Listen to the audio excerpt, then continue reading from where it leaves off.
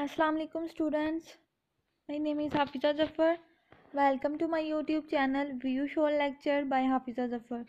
तो कैसे सब स्टूडेंट्स, उम्मीद करती हूँ सब खैरियत से होंगे और तो सबकी स्टडी पे अच्छी जा रही होगी फाइनल के लिए। तो स्टूडेंट्स, जैसा कि आपको पता है कि इंग्लिश 301 के लेक्चर्स के लिए आपने बहुत ज़्यादा जो है कमेंट्स आ रहे थे मुझे कि मैम फाइनल के लिए जो है लेक्चर अपलोड कर दें। तो मैंने आपको दूसरे जो लेक्चर्स बनाए हैं उनमें अपनी रीज़न बता दी है कि टाइम जो है बहुत मुश्किल से मैनेज हो रहा है। ठीक है, फिर भी मैं टाइम मैनेज करके आपके लिए लेक्चर्स बना रही हूँ। ठीक है स्टूडेंट्स, तो इंग्लिश 301 का लेसन नंबर 23 है फाइनल टर्म के लिए। ठीक है, तो आपने इसको अच्छे से प्रिपेयर करना है। मैं आपको यही एडवाइस दूँगी स्टूडेंट्स, लेक्चर स्टार्ट होने से पहले, कि आप जितना भी पढ़ते हैं ना, कम से कम एक लेक्चर रेडी करते हैं, 2 करते हैं, 3 करते हैं, लेकिन जितना भी आप करें कम से कम थोड़ा भी पढ़ें ना, उसको अच्छे से पढ़ें। कहने का मकसद क्या है, ये नहीं कि ऊपर से आप देखे जाते हैं और आपका सारा जो है ना ऊपर से गुजरी जा रहा है आपके माइंड से, आपको कुछ समझ नहीं आ रहा। ऐसा नहीं पढ़ना, जितना को भी आपने रीड करना है समझ के करें, ताकि अगर उसमें पेपर आए तो आप उसको अटैम्प्ट कर सकें। ठीक है, इसको कहते हैं स्टडी करना। तो स्टूडेंट्स, लेसन नंबर 23 है। अगर तो हमारे चैनल पर न्यू है तो जल्दी से पहले चैनल को सब्सक्राइब कर दें, लाइक शेयर भी ज़रूर कीजिएगा वीडियो को। ठीक है, ताकि दूसरे जो स्टूडेंट्स हैं उनका भी फ़ायदा हो सके। और फाइनल टर्म जो है मे बी मार्च में हो, तो टाइम भी कम है, अपनी हर सब्जेक्ट को ना टाइम दे, उस अच्छे से तैयारी करें। ठीक है, तो लेटर राइटिंग है। अब ये जो लेटर राइटिंग वाला जो है, इसका मतलब कि लेटर को राइट कैसे करते हैं। ठीक है, तो लेटर राइटिंग फर्स्ट जो आउटलाइन है, उन्होंने लेटर राइटिंग लिख के आगे टू जो है लिखा हुआ है, मतलब 2 लाइन्स। इसका मतलब क्या है, ये दूसरी वर्डिंग में है काउंटिंग अकाउंटिंग। ठीक है, इसका मतलब ये है कि लेटर राइटिंग 1 का जो फर्स्ट वाला पार्ट है वो हम प्रीवियस लेक्चर में डिस्कस कर चुके हैं, हम स्टडी कर चुके हैं। ठीक है, तो जिन स्टूडेंट्स ने वो लेक्चर नहीं लिए होंगे तो वो एक दफ़ा देख लें प्रीवियस लेक्चर। तो लेटर राइटिंग का उधर मैंने बहुत अच्छे से डिस्क्राइब कर दिया था, और ये वो लेटर राइटिंग पार्ट 1 था कि उसमें किस तरह से हम लेटर राइट करते हैं। ठीक है, किस तरह से उसमें सारा कुछ होता है, क्या मेथड होता है लेटर राइटिंग का। अब ये लेटर राइटिंग पार्ट 2 है, इस वजह से इन्होंने ये 2 जो है लाइन्स लगाई हुई हैं। समझ आ गई स्टूडेंट्स फर्स्ट आउटलाइन की। अब हम नेक्स्ट देख लेते हैं। जो फर्स्ट आउटलाइन के उन्होंने आगे से नेक्स्ट पार्ट्स बना दिए हैं, टाइप्स बना दिए हैं, मतलब पॉइंट्स बना दिए हैं। जो फर्स्ट वाला पॉइंट्स है that is claim and adjustment request. Claim and adjustment request जो है, पहले एडजस्टमेंट लेटर के बारे में हम पढ़ा था हमने। ठीक है, लेकिन यहाँ पे एडजस्टमेंट रिक्वेस्ट के बारे में हम पढ़ेंगे। उसके बाद है organisational plan for claim letter. Organisational plan भी हम पढ़ चुके हैं, डायरेक्ट इनडायरेक्ट। ठीक है, लेकिन यहाँ पे हम क्लेम लेटर के लिए ऑर्गेनाइजेशनल प्लान डिस्कस करेंगे। ठीक है, और जो ऑर्गेनाइजेशनल प्लान है उसके लिए आगे से उन्होंने फर्दर मज़ीद जो है 3 टाइप्स बना दिए हैं। That is direct statement of the request, कि कोई भी अगर हमने रिक्वेस्ट करनी है तो उसकी डायरेक्ट स्टेटमेंट किस तरह से हम राइट करेंगे। ठीक हो गया। जस्टिफिकेशन, उसको जस्टिफाई कैसे करेंगे, उसको एक्सप्लेनेशन मतलब उसको एक्सप्लेन कैसे करेंगे, कैसे बयान करेंगे, और उसकी डिटेल कैसे देंगे, उसको तफसील में कैसे बताएंगे। क्लियर हो गया। थर्ड वाली जो है that is courteous close with request for specific action. Specific action मतलब कुछ खास अमल करने के लिए, एक्शन होता है कुछ अमल। ठीक है, करने के लिए हम किस तरह की रिक्वेस्ट करेंगे कोर्टियस क्लोज के साथ। क्लियर हो गया। फर्स्ट जो आउटलाइन थी उसमें था letter writing part 2। Letter writing part 2 में हम 4 तरह की टाइप्स देखेंगे, जिसमें फर्स्ट थी claim and adjustment request, organisation plan for claim letter. अब जो फर्दर उन्होंने इसकी 3 पॉइंट्स बना दिए हुए थे वो मैंने आपको बता दिए। Direct statement of the request, justification, explanation and detail, then courteous close with request for specific action. इनको जब हम मज़ीद नेक्स्ट जो है फर्दर पढ़ लेंगे तो आपको अच्छे से समझ आ जाएगी। उसके बाद जो लास्ट वाली आउटलाइन है वो है राइटिंग लेटर ग्रांटिंग एडजस्टमेंट। इसका क्या मतलब है, इसको आपने ज़्यादा नहीं सोचना, अभी यहाँ तक आउटलाइंस तक ही समझे। Tell the reader that full adjustment is gladly granted. Reader को बताएं कि उसकी फुल एडजस्टमेंट है वो ग्लैडली तौर पर ग्रांटेड है। Express sincere appreciation for the reader adjustment request, stress your organisation effort to prevent further customer dissatisfaction and the letter positively, और आपने जो अपना लेटर लिखना है उसको पॉजिटिवली। अब ये जो है लेक्चर जो है मैं ये नहीं चाहती कि लेक्चर जो है बहुत ज़्यादा लेंथी हो जाए इसकी वीडियो, ठीक है, आपको समझ भी आए शॉर्ट टाइम में। Clear students?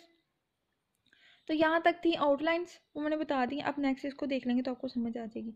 यहाँ पे जो मज़ीद करने वाला है वो मैंने हाईलाइट किया हुआ है, तो अपने ज़्यादा फोकस क्या करना है, हाईलाइट चीज़ों पे, ठीक है।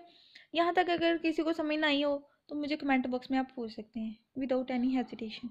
फर्स्ट वाला क्लेम एंड एडजस्टमेंट रिक्वेस्ट को देखते हैं। Ideally everything run smoothly in the operation of an organisation. वो कहते हैं कि कोई भी ऑर्गेनाइजेशन है, ठीक है, अब आउटसाइड है या कोई भी इनसाइड ऑर्गेनाइजेशन है, तो उसमें क्या होगी, कोई भी ऑपरेशन है, ठीक है, उसको हम डील करें, वो क्या होगा कि स्मूथली तौर पर रन करेगा, ठीक है।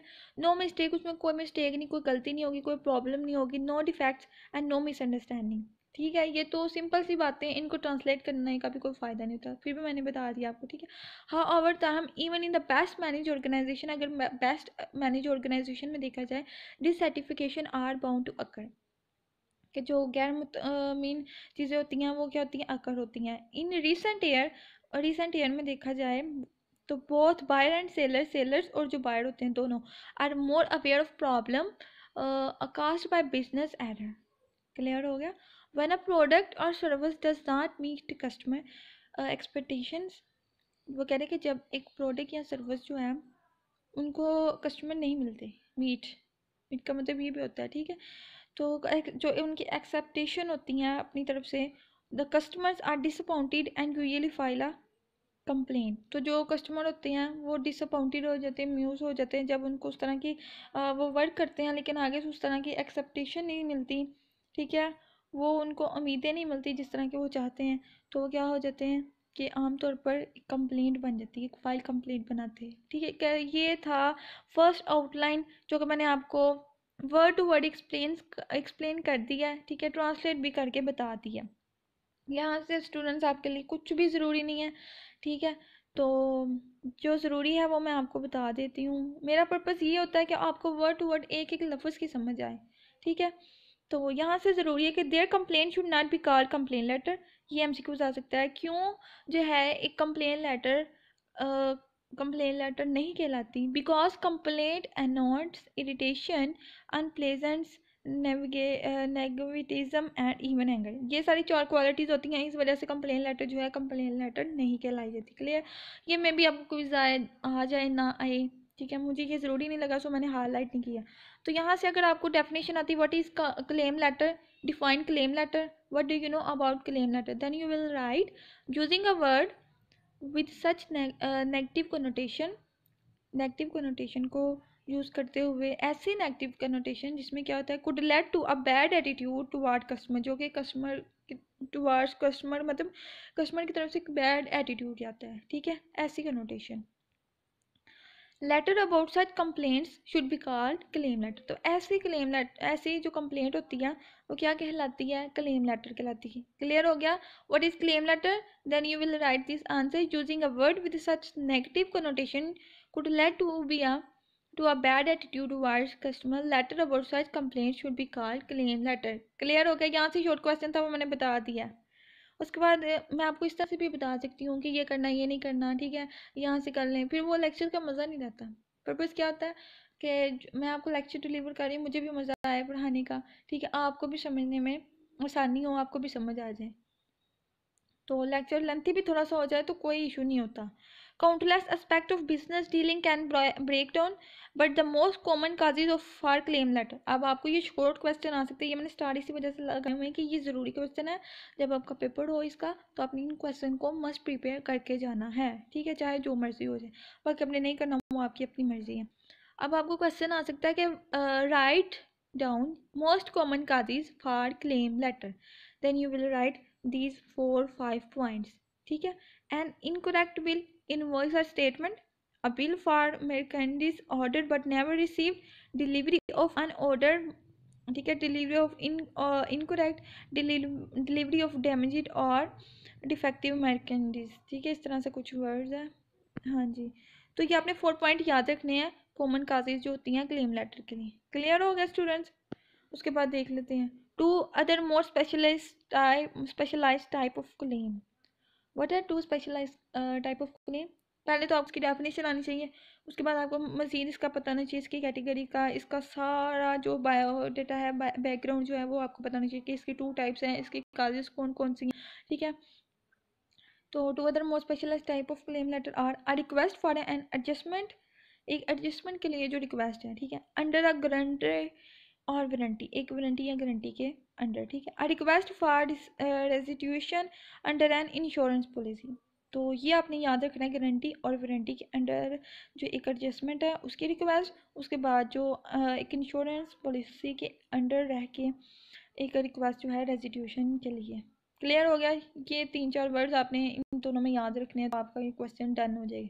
ठीक होगा स्टूडेंट्स? अभी तक आपको कोई मसला हुआ, कोई इशू हुआ, आपको समझ नहीं था ना, आप मुझे बता सकते हैं। यहाँ तक सिर्फ और सिर्फ मैंने आपको जस्ट ओनली बताया क्लेम लेटर की डेफिनेशन, उसके 5 काजेज, देन मैंने आपको बताया है उसके 2 स्पेशलाइज टाइप्स कौन सी होती हैं, वो मैंने बता दी। स्टार लगाया हुआ है तो अपने ये मस्ट करके जाना है, क्वेश्चन रेडी करने, ठीक है। A claim is written to inform the company of the problem and suggest a fair compensation. Claim का मतलब क्या होता है? आपको ये क्विज आ सकता है कि a claim is written, अगर हम claim को लिखते हैं तो इसका मतलब क्या है? To inform करना किसी को, आगाह करना, ठीक है, इसका ये मतलब है। The company of the problem, के जो कंपनी की प्रॉब्लम है उसका इन्फॉर्म करना, एंड सजेस्ट, और उसे सजेस्ट करना एक फेयर, एक अच्छा उसका हल, ठीक है।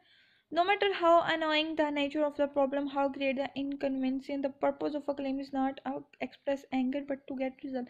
यहाँ से जो क्विज करने वाला वो मैंने ग्रीन हाईलाइटर से किया हुआ है, highlight. The purpose of a claim, एक क्लेम का मकसद क्या होता है? Is not to express anger but to get result, ये नहीं कि एंगर जाहिर करना, बल्कि इसका रिजल्ट भी हासिल करना, टू गेट रिजल्ट। क्लियर होगा यहाँ तक क्विज? उसके बाद a claim should begin with the fact, ये आपने याद रखना कि जो क्लेम होता है वो हमेशा जो है एक फैक्ट से, एक हकीकत से स्टार्ट होता है। First, explaining the problem such as the condition of the made candies or the specification of the error made, then all the necessary details should be described in a logical order. अच्छा, ये जो 2 lines थी इनका यही मतलब है कि सबसे पहले आप क्या करेंगे, अपनी प्रॉब्लम को एक्सप्लेन करेंगे और इसको स्पेसिफाई करेंगे, कोई भी एरर उसमें आ रहा होगा। फिर आप क्या करेंगे, then all the necessary details should be describe, फिर आप तमाम जो इन्फॉर्मेशन होगी उसको डिस्क्राइब करेंगे, बयान करेंगे एक लॉजिकल ऑर्डर में। क्लियर? दिस डिटेल में include the order and delivery dates, और ये जो सारी चीज़ें होंगी वो आप अपने ऑर्डर में डिलीवरी डेट में शामिल करेंगे। द ऑर्डर और इनवॉइस नंबर, द और ETC वगैरह वगैरह, वो सारा कुछ आप उसमें इंक्लूड करेंगे। आपने पढ़ लेना, यहाँ से कुछ ज़्यादा ज़रूरी नहीं है, वीडियो बहुत ज़्यादा लेंथी हो रही लेक्चर की, ठीक है। जो ज़रूरी चीज़ें मैं आपको बताती हूँ।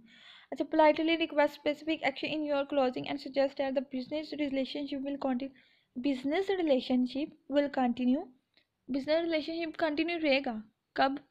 If the problem is solve satisfactory, अगर आप जो प्रॉब्लम्स होंगी उनको एक मुतमिन तौर पर, ठीक है, सेटिस्फाई होके उसको सॉल्व करेंगे। क्लियर हो गया ये quiz? The following direct organization plan is use for return writing claim, अब कौन सी वो जो ऑर्गेनाइजेशनल प्लान है डायरेक्ट जो एक राइटिंग क्लेम्स के लिए यूज़ होती हैं वो ये है। आपने इनका ज़्यादातर जो है इनके नेम याद रखने, ऊपर से आपने इनकी हाइडिंग याद रखनी कि direct statement of the request, justification, explanation and detail होती है। दैन उसके बाद courteous close with request for specific action. तो आपने स्टूडेंट्स इनके जो ऊपर वाली हाइडिंग है वो आपने याद रखनी है, ठीक है। अगर आपको अंदर से भूल भी जाता है, इसके पॉइंट्स भूल भी जाते हैं, तो आपने ये 3 जो हाइडिंग है याद रखनी है, तो आपको मार्क्स मिल सकते हैं, ठीक है स्टूडेंट। बाकी write a claim letter as soon as possible after the problem has been, अपनी जो प्रॉब्लम है उसको आइडेंटिफाई करने के बाद क्या है, आप क्या करेंगे, क्लेम लेटर को जल्दी से जल्दी एज सून एज पॉसिबल उसको लिख देंगे। State the need for replacement, ये सारा कुछ बहुत इजी वर्ड्स हैं, आपने इनको ट्रांसलेट खुद कर लेना है। बाकी जो ज़रूरी है आपने इनके हाइडिंग याद रखनी है, तो आपका ये क्वेश्चन जो है डन हो जाएगा। डायरेक्ट ऑर्गेनाइजेशनल प्लान जो राइटिंग ले में यूज़ होती हैं, आप इनकी हाइडिंग लिख देंगे तो आपका ये क्वेश्चन क्लियर हो जाएगा। बाकी ये एग्जांपल दी हुई है डियर सर और मार्च 1 वी ऑर्डर, ये आपने खुद देख लेना, इसमें से कुछ भी नहीं आने वाला, ठीक है। अब वो आपको ये तो नहीं ना कहेंगे कि आप हमें, आपको लेटर दिया होगा आप उसमें से इसको बताएं, ये नहीं होता। अभी तक किसी को इस तरह का पेपर आया ही नहीं। यहाँ तक क्लियर हो गया क्लेम लेटर का। अब हम एडजस्टमेंट लेटर को देख लें। एडजस्टमेंट लेटर क्या होता है? An adjustment letter is a reply to a complaint called a claim letter. ये क्लेम लेटर की भी डेफिनेशन है। एडजस्टमेंट लेटर में भी आप इसको लिख सकते हैं। In general the best attitude is to give the customer the benefit of the doubt. Most person are honest in their claim and it is usually better to make the desired adjustment than to risk losing a customer. वो कह रहे हैं कि बहुत ज़्यादा जो person होते हैं वो ऑनेस्ट होते हैं अपने क्लेम में, ठीक है, और ये आमतौर पर बेहतर होता है, यानी बेटर होता है बनाने के लिए एक अच्छी desired adjustment than to risk losing a customer. यहाँ पे आपको क्विज याद रखना है एडजस्टमेंट लेटर का, ठीक है, कि an adjustment letter is the reply to a complaint called a claim letter. Clear. अब यहाँ पे जो मैंने 2 लाइन्स नीचे हाईलाइट की हुई है ये आपने इसकी डेफिनेशन में रेडी कर लेनी है। Adjustment letter depend not only on, adjustment letter सिर्फ इस बात पे नहीं है, ठीक है, इन्हें इस बात पे नहीं करता कि व्हाट यू से, कि आप क्या कहना चाहते हैं, बट आल्सो ऑन हाउ, ये भी कि इस बात पे भी इन्हें करता है कि हाउ यू से इट, कि आप इसके बारे में कहना क्या चाहते हैं, ठीक है। ऑलवेज चूज न्यूट्रल और positive language in referring to a complaint. जब आपने कंप्लेंट करनी है, ठीक है, कंप्लेंट करनी है तो उसमें आपने हमेशा न्यूट्रल और पॉजिटिव लैंग्वेज यूज़ करनी है। क्लियर। ये था क्विज, और डेफिनेशन भी एडजस्टमेंट लेटर की आपने ये लिख देनी है। क्लियर हो गया। उसके बाद an adjustment letter should not be negative और superior, it must never accuse the customer और गारंटी। यहाँ से ये क्विज याद रखना है कि जो एडजस्टमेंट लेटर होता है शुड नॉट बी नेगेटिव और स्पीशियस, वो नेगेटिव नहीं होता और ना ही स्पीशियस होता है। यहाँ से ये क्लियर हो गया। उसके बाद there can be 3 type of adjustment letter. Adjustment letter की आपने 3 टाइप्स याद रखनी है। कौन कौन सी होती हैं? When the seller is at fault, fault का मतलब होता है गलती पे, कोताही पे, ठीक है। जब जो सेलर है वो आपका किसी गलती पे है, किसी कोताही पे है, मिस्टेक कर रहा है। When the buyer is at fault, जब आपका बायर खरीदार जो है वो फॉल्ट पे है, गलती पे है। When the third party is at fault, जब कोई थर्ड पर्सन जो है, तीसरा बंदा आके गलती कर रहा है। तो ये 3 टाइप्स हैं एडजस्टमेंट लेटर की। ये मस्ट आपने करके जानी है, इसको मस्ट रिपीट करना है। ये लेसन जो है ओवरऑल ही बहुत ज़्यादा इंपॉर्टेंट है, एज अ शॉर्ट क्वेश्चन के तौर पे भी देखा जाए, ठीक है। उसके बाद ये वाला पॉइंट है कि राइटिंग लेटर ग्रांटिंग एडजस्टमेंट क्या होते हैं। वन ग्रांटिंग रिक्वेस्ट, इसके आपने 4 स्टेप ऊपर से हाइडिंग याद कर लेनी है कि ग्रांटिंग रिक्वेस्ट, अगर हमने एक रिक्वेस्ट ग्रांट करनी है एक एडजस्टमेंट के लिए, एडजस्टमेंट लेटर के लिए, तो आपने ये फॉलो दीज 4 स्टेप। तो आपने ये 4 स्टेप याद करने हैं। फर्स्ट वाला है tell the reader the full adjustment is gladly granted, कि आप रीडर को बताएंगे उसका जो एडजस्टमेंट है वो ग्लैडली तौर पे ग्रांटेड है, ठीक है। उसके बाद सेकंड वाला पॉइंट है express sincere appreciation for the reader adjustment, उसको अप्रिशिएट करें, ठीक है। देन थर्ड वाला पॉइंट है स्ट्रेस योर ऑर्गेनाइजेशन, अपनी ऑर्गेनाइजेशन को आप स्ट्रेस करें, उसकी एफर्ट को, ठीक है, टू प्रिवेंट फर्दर कस्टमर डिससेटिफिकेशन। उसके बाद एंड द लेटर पॉजिटिवली, अगर आपने अपनी बात कर रही हैं, ठीक है, कोई भी चीज़ है, हम स्टार्टिंग करते हैं कूल वर्ड से और एंड करते हैं अपने पॉजिटिवली वर्ड से। नेगेटिवली चीज़ तो नहीं लिखेंगे, ज़ाहिर सी बात है। अगर हम अपना लेटर लिख भी रहे हैं तो अगर उसमें कुछ गलत बात है या एंगर स्टाइल में हम लिखेंगे तो वो क्या हो जाएगा, अगले बंदे को बुरा लग जाएगा, माइंड करेगा, तो वो नेगेटिवली चीज़ें आ जाएंगी। तो पॉजिटिवली तौर पे आपने क्या करना है, अपने लेटर का एंड करना है, उसमें कूल वर्ड्स लिखने हैं, अच्छी अच्छी वर्डिंग करनी है, ठीक है। तो ये आपका जो मस्ट काम है ना, आपने 4 स्टेप के हाइडिंग्स याद रखनी है। जब आप हाइडिंग याद रख लोगे तो आपको अंदर से सारा खुद ब खुद ही लिखना आ जाएगा पॉइंट्स बना के। बाकी जो है लेक्चर की वीडियो बहुत ज़्यादा लेंथी हो गई है, तो यहाँ पे आपने अंदर से इसको खुद रीड करना है, ठीक है। इतना ज़्यादा मुश्किल नहीं है, आप छोटी क्लासेस के स्टूडेंट्स तो हो नहीं कि आपको एक एक वर्ड समझाया जाए, फिर भी जितना हो सकता है मैं आपको बताती हूँ, ठीक है, क्योंकि आप लोगों की डिमांड होती है कि मैम लेक्चर की वीडियो भी शॉर्ट हो और हमें समझ भी आ जाए और आप वर्ड टू वर्ड भी बताया करें, एक एक क्विज़ और साथ में इसका जो भी कह लें शॉर्ट क्वेश्चन भी, ठीक है। तो ये थोड़ा ना मुश्किल हो जाता है, आप भी थोड़ा कोऑपरेट किया करें, ठीक है। तो ये आगे से एक लेटर है, ये ज़रूरी नहीं है, ये आप रीड कर लीजिएगा, मैंने देखा तो इसमें कुछ ज़रूरी नहीं है, ठीक है। तो आपने अंदर से इसको भी देख लेना है जो पॉइंट रह गए हैं। तो ये था आज का lesson number 23 for final term English 301 में भी आपको समझ आ गई होगी स्टूडेंट्स। तो मैं आपको अगेन बता रही हूँ इसमें से जो करने वाली चीज़ें हैं। Claim letter, what is claim letter, ठीक है। उसके बाद जो है most common causes for claim letter, वो 5 पॉइंट है, वो लिख देने हैं। उसके बाद 2 इसकी टाइप्स आपने बतानी है, 3 क्वेश्चन बन गए यहाँ पे शॉर्ट। देन उसके बाद ये शॉर्ट क्वेश्चन भी है, सो यहाँ पे 2-3 क्विज है, क्लियर। उसके बाद आपने डायरेक्ट ऑर्गेनाइजेशनल प्लान के लिए जो हमारे पास राइटिंग लेम यूज़ होते हैं वो आपने उनकी हेडिंग्स याद कर लेनी है, अंदर से एक दो 2 to 3 जो पॉइंट्स है वो देख लेने हैं, ठीक है। उसके बाद यहाँ पे डेसिमल लेटर क्या होता है वो मैंने आपको डेफिनेशन हाईलाइट की हुई है। उसके बाद क्विज है एक, देन उसके बाद 3 टाइप्स हैं डेसिमल लेटर की, शॉर्ट क्वेश्चन, ये भी 4 to 5 शॉर्ट क्वेश्चन हो गया यहाँ पे। उसके बाद ये जो लेटर ग्राडिंग एडजस्टमेंट के लिए आपने इसके 4 पॉइंट्स यानी 4 हाइडिंग्स आपने स्टूडेंट्स याद रख लेनी है, क्लियर हो गया। मैंने आपको अगेन सारा लेक्चर जो है रिपीट करके बता दिया हुआ है। इसके अलावा स्टूडेंट्स आपको मेरे लेक्चर में कोई भी किसी तरह की भी समझ ना आई हो या आपको कोई भी स्टडी रिलेट कोई फ़ाइल चाहिए हो या आप चाहते हो कि मैं इसकी फ़ाइल बना दूं शॉर्ट क्वेश्चन की, ठीक है, फाइनल टर्म के लिए, अगर आपके दिल में कोई भी किसी भी तरह का स्टडी रिलेट ख्याल हो, ठीक है, तो आप मेरे साथ ज़रूर शेयर किया करें, बिकॉज़ इधर मैं अपना टाइम मैनेज करके आप लोगों की हेल्प के लिए ही लेक्चर बना रही हूँ, ठीक है। तो अगर आपको मेरे लेक्चर की समझ आई, होप सो आपको समझ आ गई होगी, तो चैनल को ज़रूर सब्सक्राइब कर दें, साथ में जो बेल आइकन पे ऑल का ऑप्शन होता है उसको क्लिक कर दें, ठीक है। इससे ऑल नोटिफिकेशन आपको मिल जाया करेगा जो भी मैं लेक्चर या जीडीपी असाइनमेंट्स या कोई भी क्विज़ की फाइल शेयर किया करूँगी, ठीक है। इससे आपको ढूंढना नहीं पड़ेगा, ठीक है। तो वीडियो को लाइक शेयर भी ज़रूर कीजिएगा और आपके सपोर्ट की ज़रूरत है और मुझे आपकी सपोर्ट चाहिए और लाजम चाहिए, ठीक है। और मुझे पता है आप लोग सपोर्ट्स भी कर रहे हैं, thank you so much students. अच्छे से तैयारी कीजिएगा, बेस्ट ऑफ लक, अल्लाह हाफ़िज़ स्टूडेंट्स, टेक योर सेल्फ।